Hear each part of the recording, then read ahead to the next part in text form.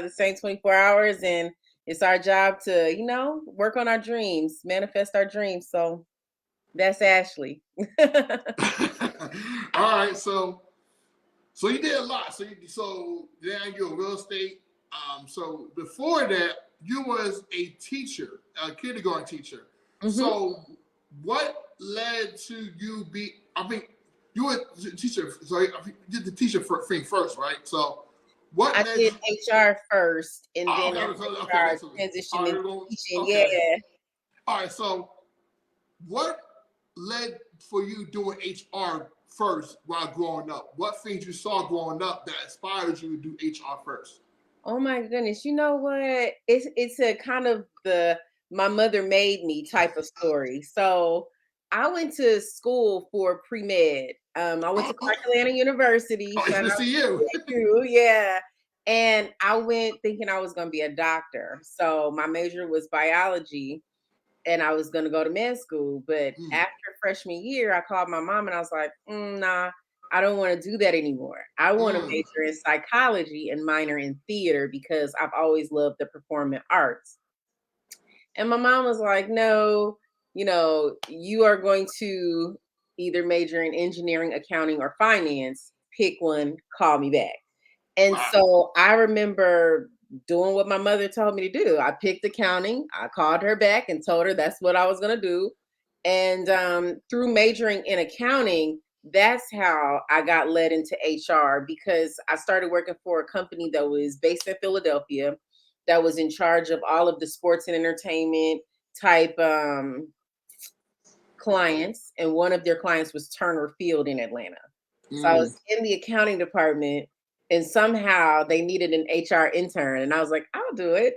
So, cuz accounting was never my passion anyway. So I transitioned into HR, they kept me and then they promoted me to Philadelphia to the corporate office after school and we just kept going from there. Okay. So maybe sidebar question. You say you went to Clark Atlanta, HBCU. Um, I wanted to answer this question because this has been a big topic all week. Deion Sanders leaving HBCU, going to Colorado. So he got a lot of backlash Yes, he because did. people saying that he sold out HBCU. So I want to ask you, since you are a graduate at HBCU, what are your thoughts about Deion? Leaving Jackson State to go to another school. What were your thoughts about that and how the HBCU community has reacted towards him in that You know manner? what? I see it from both sides. Number one, I just want to say that do we ever have all the facts, right? Like sometimes the main story that's received in the media is not all of the details, and we don't know what his relationships were like at Jackson State or what actually went on. But I do see it from both sides. I think having him at Jackson State was a huge win for the HBCU community. But one thing I know about the HBCU community is we always find a way to win. We always find a way to overcome and, you know, travail or prevail, even in the spite of who comes and goes. Now, one thing I will say is nothing lasts forever. And it's unfair to say to someone that they owe you something when everybody has to do what's right for themselves first. Mm-hmm. I'm gonna just put a pin in it right there. I see it from both sides, from those who are saying he should have, did more for HBCUs. And then I also see it from the standpoint of you can't pour from an empty cup and you have to take care of yourself first. And without having all of the details, I'll say that Jackson State will still find a way to be as good as they've been, if not greater. So shout out to Dion, shout out to Jackson State. Okay, all right. So okay, they're gonna be in that Saturday for the bowl game. There's gonna be a lot of attention going on that Atlanta next week. So you did HR. Hmm. Got promoted to Philly, Hmm. and did the HR thing for a couple years, and then you started teaching. What led to you being a kindergarten teacher? You know what? After 9 years in Oh, HR, now you wow. I Okay. yeah, after 9 years in HR, I feel like I had blazed that trail and really enjoyed it. But there was the hotel that I was working for, they closed down. We had a difficult transition. We were bought out by, I believe, a Chinese investor, and there were some complications with that. And so they ended up closing down the hotel. And through that transition, my pastor at the time was a principal in the Department of Education for New York City. And she was like, Oh. listen, yeah, she was like, well, listen, we need good teachers, come on over. And at first I was like, thank you so much. I'm good, but I needed some type of income in the interim of figuring out what was going to happen with the hotel, with HR. And New York is an expensive place. So I took Mm-hmm. her up on that offer. I started as a substitute and I just loved it and stayed. They had me in pre K at first. And, 3 and 4 year olds, how could you not love that job? They're so much fun. And a lot of their learning is through playtime, which they call centers. And they just, learn how to get along, learn how to share, learn how to stop when it's time to stop. Like that's really the learning that occurs in that level of schooling. So I just loved it and stayed and kept going. And the following year, I was in kindergarten and stayed in kindergarten until I transitioned into real estate. So where did you teach in kindergarten? Teaching like say New York, where Harlem or Brooklyn or Brooklyn. okay. Brooklyn. Yeah, I'm a Brooklyn girl. I never lived anywhere other than Brooklyn. Okay. So you did the kindergarten teaching in Brooklyn. So what led you to doing what you're doing now? How that happened? The transition from you being a teacher to you being a realtor. When the pandemic occurred, my Mm, husband is a chef by trade. He went to Johnson and Wales University and became a chef in New York City restaurants. And you know, he was working at the Breslin. It's right by Herald Square. And when the pandemic happened, it just shut everything down on the mm, culinary side of things. Whether you were delivering the food, cooking the food, prepping the food, owned the restaurant, all of that was shut down. And we had savings, but we knew that we wanted to make some moves for ourselves and for just planning purposes. And he said, "You want to move to Georgia?" And I was like, "Okay." And we moved down here, and it's been a blessing. So with moving down to Georgia, the education system is a little different. So I just decided that I wanted to try my hand at real estate. I wanted to be available to my family more. Teaching consumes a lot of your effort, energy, time, mental space, and I just thought it was worth a try. And I've been loving real estate. And coincidentally, it taps into the service aspect, whether it's HR or teaching or real estate, all of it's an act of service. So mm, it's been like riding a bike, and I've really loved it. I've enjoyed it so much. mm. Yeah. So how long you been a realtor now? Since you did. January will be my second year. Oh, I'm say, so excited about that. Yeah, made it through oh, year one. we took, oh, it's a wow! Congratulations! So in Thank two you so years, much. you did 2 years. So how many years you taught? How many you did teaching? 5 years teaching, 9 years HR. HR, and then Mhm. about your second year as a realtor. Okay, Uh-huh.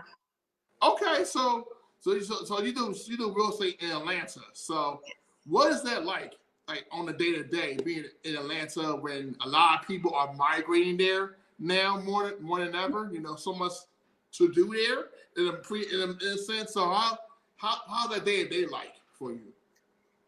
I'll say three things. The day to day is different every single day.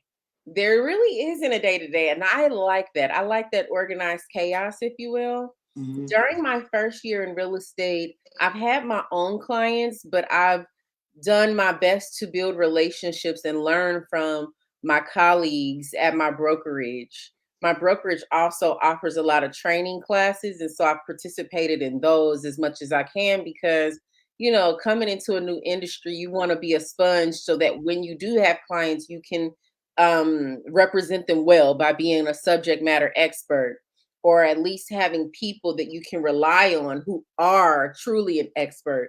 So I've been able to gain a wealth of knowledge in such a short period of time by building relationships. And again, I think real estate is all an act of service, being available to your client and really getting to know them so that you can anticipate their needs. That's been the true key to success when it comes to my business as a real estate agent, is anticipating their needs, getting to know what do they like, what type of homes do they like, so that I can kind of feed them what's on the market based on what they're looking for. So it's like putting the pieces to the puzzle, but also being that warm hug in such a chaotic situation, especially for first time home buyers who have Mm. lots and lots of questions. So I don't know. It's been cool. So, can you tell the audience, for those who want to interested in being real estate and realtor, what is the process like for individuals who want to get home? What's that whole process like? 'Cause I know it's a lot. There are a lot of details, like a lot of questions. What is the process for is like for a realtor helping someone close on their first home, or second home? So I'm hearing two questions. What is it like for the realtor, and what is it like for the person who wants to buy the home? Yeah, kind of like both ways. Yeah. So Okay. like, I'll speak to the client's portion first. If okay. they're a first time home buyer, I would pick a realtor that's going to be available to answer my questions. And that is of their preference. You can choose who you want to work with. Sometimes when you have a top dog who is super busy, they may not be able to hold your hand. And that's not a bad thing, because you still have someone who's been in the game and knows the game very well. It just depends on how much you want that person to walk hand in hand with you. The same thing goes for your lender. If you're choosing a lender who has less fees, typically that's going to be your top dog lender who's been in the game and really knows it. But again, they may not have the opportunity to hold your hand, right? One thing that I really love about being a newcomer to the business, so to speak, because I'm just now entering my second year, and being someone who's relocated 5 times to 4 major cities and 1 time abroad, is I'm able to understand the needs of someone who needs their hand held, someone who needs to be acquainted to certain parts of the city that has their interest already. For example, one of my clients moved here. Her and her partner are in the music industry. They needed a house that was a single family home because they would be making a lot of music. They didn't want to share a wall or have a townhome or a condo, whatever. Being able to point them in directions of parts of the city that is specifically for musicians, it Mm. helped them to find their community a lot sooner, so that you're not feeling like a newcomer to the area, a newcomer to finding your niche, kind of like a fish out of water, if you will. So I enjoyed that part, being able to speak directly to people who are relocating, directly to people who need that hand holding experience. Which is just a matter of preference. What it's like for the realtor, I can always really say what it's like for me. Oh yeah, yeah. For me, the process is when I meet with a client, typically I start with a consultation just to get to know them, acquaint myself with them, and acquaint them with what the process is after they're pre-approved for a loan. Because the point of being pre-approved is so that we're only shopping for homes that you can afford on paper. That's the whole point of pre-approval, is, Joe Blow and Judy Jane can afford this amount of house. So we're going to shop in that bucket of homes available on the market. Once we have an understanding of what the process looks like, we set up a date and time for us to get out into the field and look for homes. If they're out of state, I can FaceTime them or video the tour and send it to them that way. Following that process, they choose a home, we put the offer in on it. Should the offer be accepted, we start our home inspection process. And if you've seen my videos on Instagram, you know how passionate I am about home inspections and why I always recommend one. Mm. After what's called a due diligence period, where you get to basically look under the hood, verify you're not buying a lemon, verify that the home is in good condition and that you're not taking on too many big ticket items. Then pretty much it's about being clear to close, where the lender will go through your background and your paperwork with a fine tooth comb, verify that you are who you say you are, that you have what you say you have, and then they will give you something called clear to close, which means, hey, all it is left to do is sign on the dotted line, and the keys are yours. Mm. Yeah, that's a big thing. So I kind of went through that process with my wife. So she was buying a home, so I got into the space. I came in at a time where she put an offer in, Hmm. so she was showing the video and the walkthrough inspection that she did. Then she here for her person for like a couple months, and she was worried. She was getting concerned. So she saw another house that she liked. And I told her, God is not the one. God put you here for this house for a reason. And then she told me she was able to close. I was actually there when she closed. When she signed the paperwork, got the keys and everything. I was actually there. So even though I had no clue what was going on, no aspect, I was there for her support. So she signed off. I was like, wow, this is really happening. Like she closed on this. I think that was her goal. That was in 2020 during the pandemic. So I helped her move in. When we moved, like she moved in a couple months later, like a month later, a couple weeks later, and I moved in when I got married. So I saw the process from the part where she got the offer and then she did the inspection and the nerves and the worries, and now she's a homeowner. So it's a blessing. Just going through the process. I wanted to ask you because it's it's a process, and you got to make sure that the home is in good condition. You're not worrying about in terms of maintenance, repairs, anything. So our house is really a good house. So she really picked out a good one. So when you first see it, it's like it's a lot of steps, but you get used to it every day. It's not that bad. So It's not so bad, but it can be stressful, and it's helpful to yes. have a partner in this that's able to be available for your questions and kind of give you that. Hmm. Y'all remember Living Single, where Sinclair Jackson Yes. like woo woo woo woo woo woo. That's your realtor in most cases, and sometimes your loan officer are there to kind of reassure you and guide you through the process. One of my colleagues always says that. I'm here to guide you. That's it. That's it. And They're the that's our guys. role. We're here to guide you through the That's right. That's exactly right. So how I met you was through Michelle Snow. Because Michelle Yes, she's a will good get friend. email, our emails like it's like an update. So how did you and Michelle Snow meet? Oh my God. I've known Michelle since I entered corporate America. I'm doing the math maybe 14, 15 Okay. years ago. And she's been like a big sister to me. We've been able to do business together Mm. through many different avenues. And it's been a pleasure knowing her. She's been a true blessing in my life and a great friend. For those of y'all who are watching and don't know who Michelle Snow is, she is the business coach in Philadelphia. Check her out on Facebook, Instagram, and all social media platforms. She is that girl. I love her to pieces. Wow, wonderful. So Mhm. I actually met her 8 years ago. Whereas 8 years ago, as she was starting out developing her business, she has helped me immensely through those early years of path to greatness of my business. When I was starting out trying to get strategies in place, but she really helped me out immensely, and I thank her because if I did get email, I probably would not met you. So, for the newsletter she sends out. So I was like, oh, it's a realtor. Okay, cool. Because I always try to get people that are doing certain things that help someone that's in pursuit of buying a home and or relocating. So you would located 4 times and you went abroad. What was that like for you? Like to move to major cities and adjust to your lifestyle, your being in different environments. What was that like for you?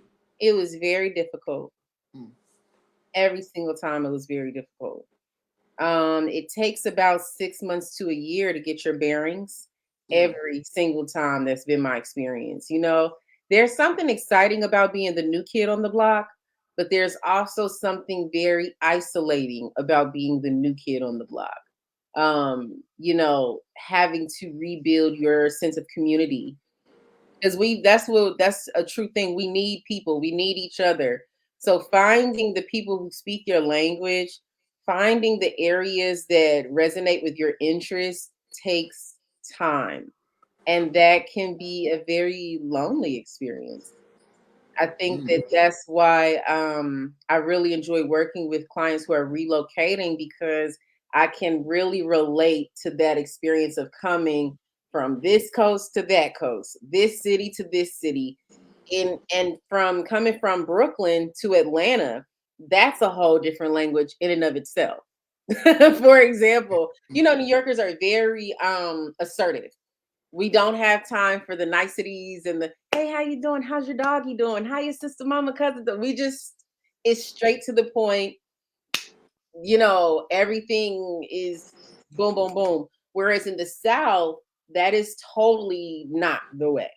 It's Mm. almost considered rude to not do the niceties of, hey, how's it going? How have you been doing? How was your week?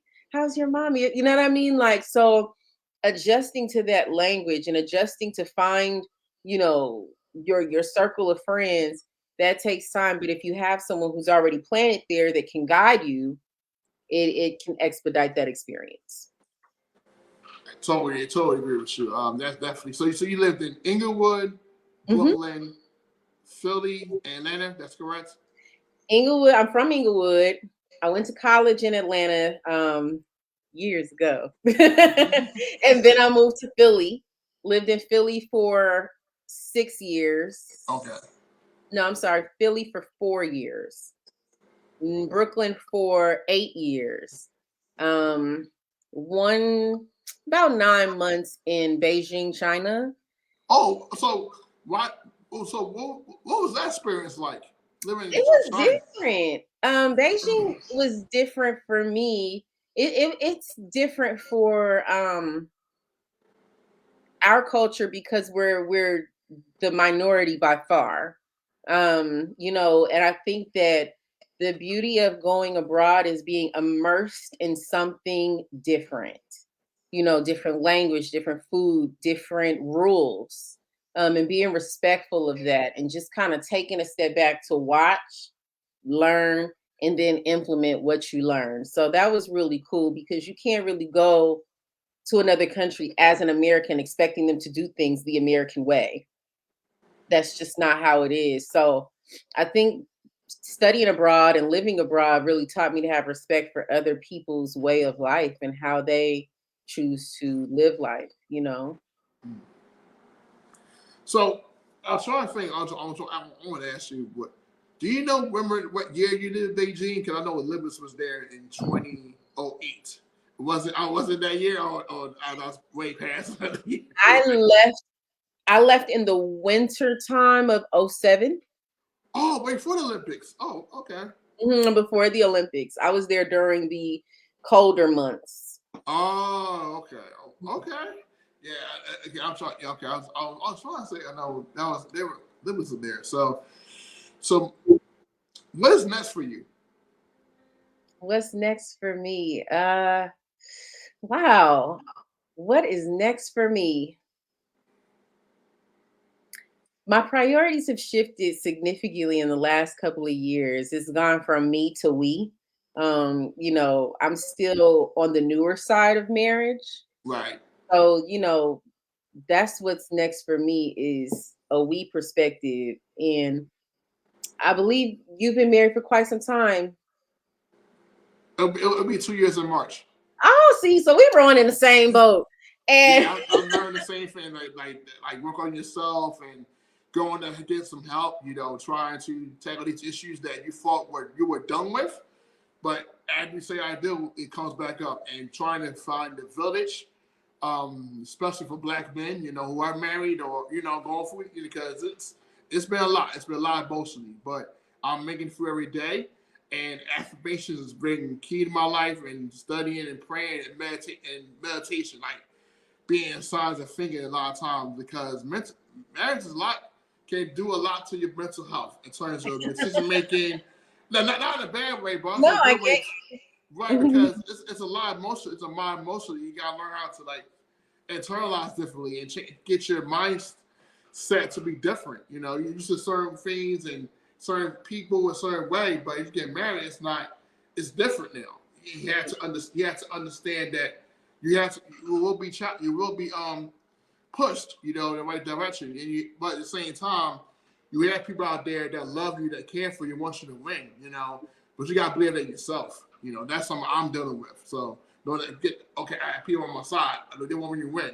I got to be there for myself and not doubt. You know what I mean? So That's 100%. I feel you on that 100% because I think when we talk about what's next for me, it's what's next for we. You know, everything that I mm-hmm. do now is for my husband and our household and the direction that we're going in. And you know, it's nice to have a leader that can guide me, you know, and really just be that not just partner, but also that leader sometimes, you know. So I think what's next for me, I'm just excited to be a student right now, a student of marriage, a student of love, a student of real estate, and being able to tie that into what I do well, which is service, you know, and all three of those things to have right into that servant heart. You know what I mean? Being able to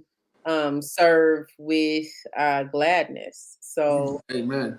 you know what I'm saying? That's what's next for me because who I don't know. Y'all feel me on that. Just being able to serve with gladness in any opportunity I'm given.